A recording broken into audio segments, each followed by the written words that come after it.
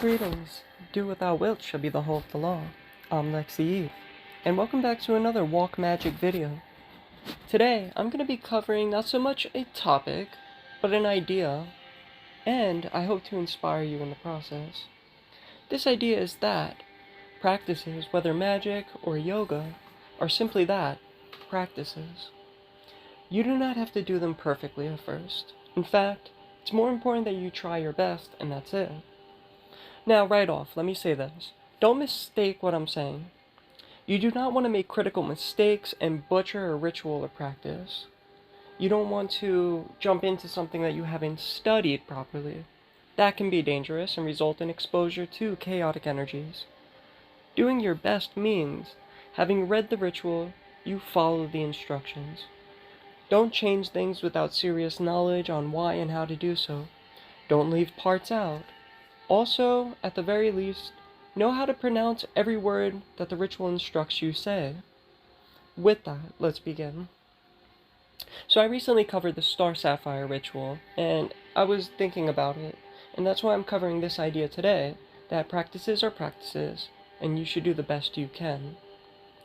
With the Star Sapphire ritual in mind, let me use it as an example of what I mean. To perform it at peak proficiency, the ritual says right at the beginning, one must be an adept. What that means is this. They are able to not only configure the internal spiritual state needed to commune with their holy guardian angel and the supernal realm, but in performing that ritual, they must be able to maintain the visuals of the 4 holy hexagrams with red and blue triangles, and as I do, a rose in the center. That's in the 4 quarters. They have to visualize the circle that they cast as their perimeter and at the same time, and that's all in the astral. And then you could also, whether you're following Eshelman's idea or how I prescribed, you have to also visualize and open up the 7th chakra. In Eshelman's case, I believe he uses 4 chakra. The adept must also understand all of the Kabbalistic and Hermetic nuances invoked in the process. And they must be able to squeeze out every drop of gnosis from each and every word and gesture that they make during the ritual. Yeah, it's a lot. Now, for a newcomer, that much, I think, can be quite intimidating. And I fear many of my videos, being advanced in subject, may possibly dissuade newcomers from attempting such rituals. Now, that's not my intention. Yes, you must eventually reach the point where you can do all of that, hold multiple visuals at a time, and open up the proper internal channels, so that you could get the most out of a ritual, or let's say the Star Sapphire. But if you're just starting, you may not even know how to form images on the astral plane, nor manipulate the astral light to do what you need. So if you are just starting out, do the best you can. Take up the foundational rituals first, which I'll list in a moment, and just try to do them as best you can. Now, I said in one video a while back that without being able to do all of the necessary things to perform the Star Sapphire in its totality, that one might be saying and making empty words and gestures. Now, while that's true, it is okay for a while as you are beginning. In fact, each and every one of us who has been at this for a while have all gone through that phase. Now, the problem is when it stops being a phase and becomes the normal state of ritual performing. And I'll speak about transcending that normality later on, but for now, let's just keep it simple. Even if you can deal with the astral light, even if you don't know everything about the phrases that are supposed to be said in a ritual, it's okay at first. In fact, if you take up a practice, and as you do it daily over the course of weeks and months, with journaling and looking back on reflecting on the ritual after you've done it, slowly but surely, aspects that you didn't realize will inevitably come to mind, and you will discover things that you weren't aware of. Take the LBRP. It was even after 6 or 7 years of practicing it that I was speaking with a dear friend who shared some ideas about the Kabbalistic cross, which opens the banishing ritual, and it blew my mind that I had never realized what he said. Something to the effect of the moving of the energy and connection to the process of creation with the divine. After that, it became a new normality that I held the ideas in my heart and mind, and it definitely made my experience with the ritual all the more better. Now another example, take Hatha Yoga. If you don't know what that is, Hatha is Sanskrit for force. Yoga translates as union. So Hatha Yoga means union through force. A big part of it is taking up various postures which strain certain muscles and thus energy centers in the body and leaves other areas of the body relaxed. So you're making and holding a movement that is combining push and pull or active and passive, which is symbolic of the sun and moon. A series of postures in succession, one after another, is sometimes called a vinyasa. Some of the postures in a series of postures are quite difficult. One posture might be easy for one person and difficult for another, yet the latter can do postures that the former finds difficult. That's how it goes. We all have different bodies. Our minds, our bodies, they're based on experiences, you know. For like myself, my hips were locked up and I couldn't sit cross-legged for a long time, and I had to train myself how to do that. But what I'm saying is, even though I couldn't sit perfect cross-legged, I worked at it. So as I was watching, for example, I used Yoga with Adrienne on YouTube, and I would see her sit in this perfect cross-legged position, sometimes even lotus position, which is where you get your foot on top of your knee, and then the other foot on top of the other knee while you're sitting cross-legged. For me, with locked hips, where I can't get my knees to go in those awkward upward angles, that was impossible at first. But slowly but surely, I did the best I could. Even though my knees weren't touching the ground, even though I was not sitting in lotus, even though sometimes I'd be hunching as I was sitting cross-legged and it would hurt moderately, I just tried to do the best I could. I would get into that cross-legged position even though it wasn't perfect. For days, for weeks, for months, and then little by little my hips opened up. My knees would be able to go down just a little bit further. I'd be able to fix my posture little by little. So it's a practice. You want to just do the best you can in these things without hurting yourself, and so you just do the best you can, and eventually you open up parts of your body that are able to get into those postures. Now the same things go for ritual magic. Either way, it's like exercising. You work toward being able to handle more of the exercise. You don't push yourself lifting weights with something that's going to, pull your back or slip a disc. That's not how exercise works. You end up postponing your progress as you can't do it. You have to take time to heal. So you want to know what your physical limitations are. You want to go to the threshold of that limitation without crossing it so you don't get hurt. And if you go to just that limitation and you maintain it for X amount of time, you're able to push that further and further so you could sit in it more often than you were before.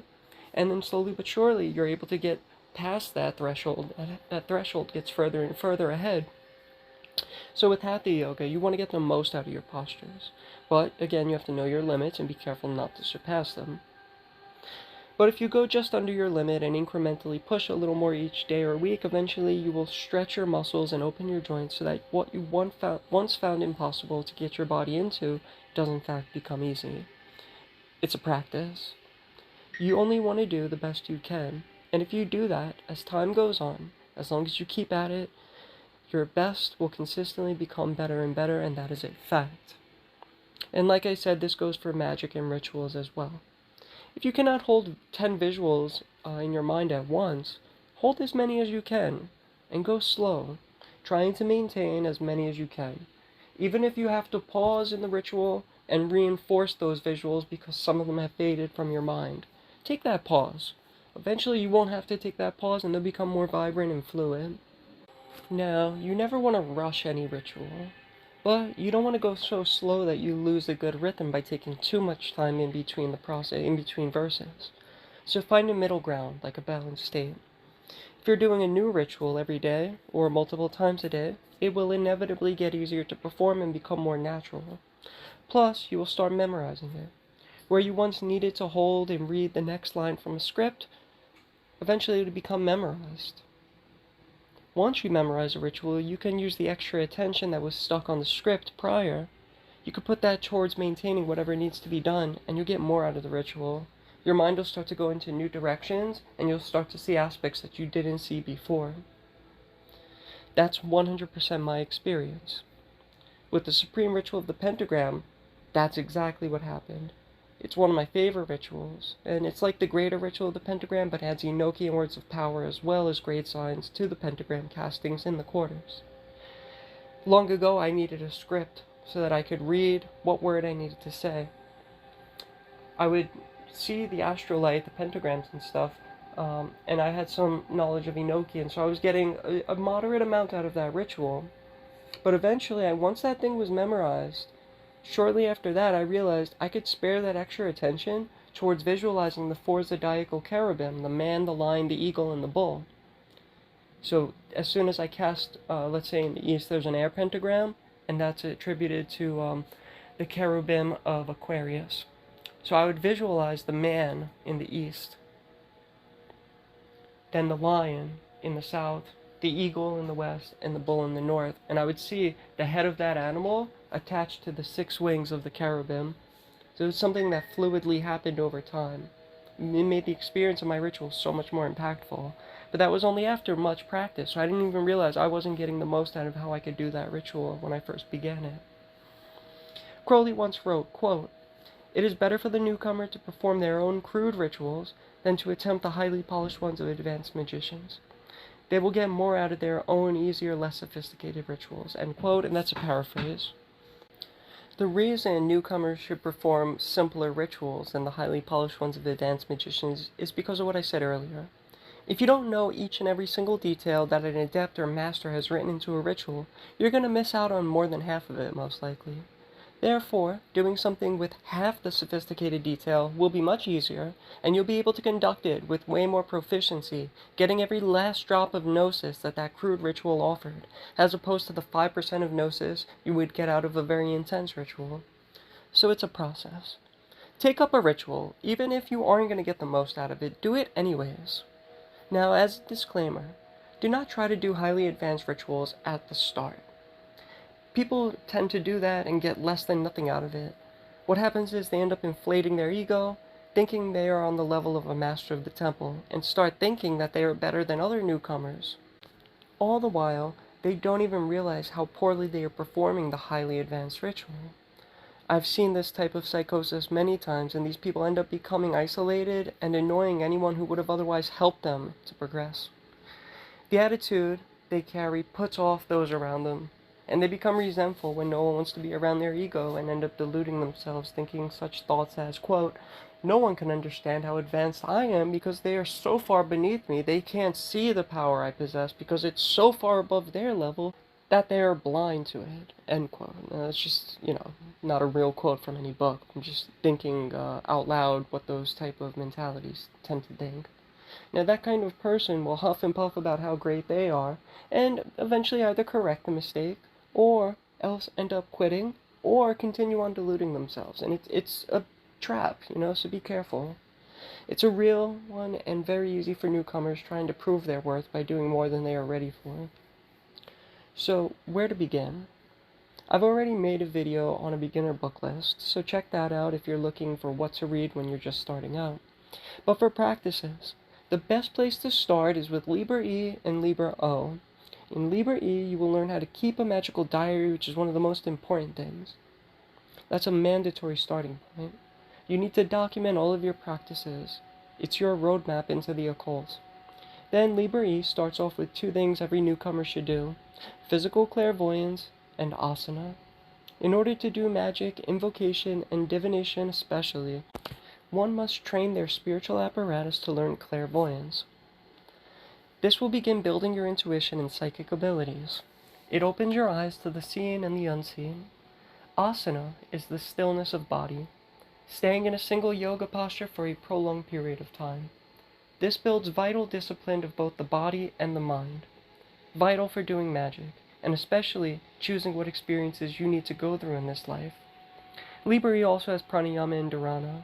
I recommend not doing these from Liber E until you have completed asana, which takes months or even years. You can try them just to see how it goes, but don't skip out on asana and move into other Liber E practices thinking that, well, if I skip asana and I'm sitting in an asana while I'm doing dharana, I don't have to do asana. No, you have to start with asana, complete that, do pranayama, complete that, then move into dharana. Don't skip out. If you really want to do breathing exercises in addition to asana, try the 4-fold breath. But make sure you aren't doing breather exercises and skipping out on asana. Stick to one thing at a time and see it through to the end. It is a process and built intentionally in the order Liber E is written. Now, what you can do simultaneously to your Libra E practices, clairvoyance and asana, is in Libra O. There is first memorizing the magician's tables, there's intonations of words of power, assuming God forms, and then the circle castings of the pentagram and hexagram variety. The former, like intonation of divine names and assuming God forms, are going to work on your aura, which is your body of light. It's a strength training process in that regard. You will expose your spiritual self to holy energies and slowly but surely begin to strengthen your spiritual body by exposure to more and more unique holy energies. Think of it like how you take in food for bodily growth while exercising. Doing these practices are like nourishment for the soul after a good workout. And of course, the circle castings are complex beginner practices. And I'll not break them down now. I have the LBRP on this channel. I'll do the other pentagram and hexagram rituals at a later time. But instead, I'll just reiterate that when just beginning, study them, understand each and every part of it, and begin doing them. Even if you don't get the most out of it, even if you're not sure if you could see the astral light, visualize those things in your mind and just keep working at them. If you keep at it, especially if you get a teacher and you get a really good teacher who understands how to work with beginners, you'll get there. As time goes on, you will get more and more out of it and you'll understand more and more. Will definitely happen. Now note, in addition to all of the aforementioned practices, the middle pillar exercise and my own circulation of light, which is on this channel, are excellent beginner practices. Take for example, like if you're a newcomer and you see things like the Mass of the Phoenix or something, you have to know how to do your LBRPs, you have to know how to do your basic yoga stuff, you have to know how to do intonations of divine names, you have to know what the magical weapons are, because when you have an altar in front of you, whatever's on that altar is going to trigger things in your unconscious mind, which then translate to spiritual parts of yourself. So when you're looking at an altar, all those weapons on there are symbols, and it starts to trigger what the definitions of all those symbols are, and it puts you into this very unique mind state, which allows you to start communing with spiritual things. So understand that. If you could understand and do all that, your circle castings, you've read, let's say, book 4, you're doing your basic yoga practices, then you might want to start doing invocations at that point. Determine what deity has qualities you need to improve to become a more complete person, and look for invocations of that deity. Now let's say you want to work solar, and the Mass of the Phoenix is a very good ritual that works with the HJ and solar forces. Even if you're not going to make contact with the HJ through the Mass of the Phoenix, you could still do it once you get through the basic practices like circle castings, etc.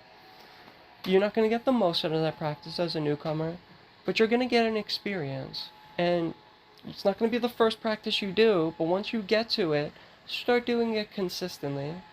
More and more, day in and day out, if you stick at it, it's going to become a bigger, more beautiful ritual. It's kind of like the budding of a flower. You know, you do your foundational practices, and that's your roots going into the ground.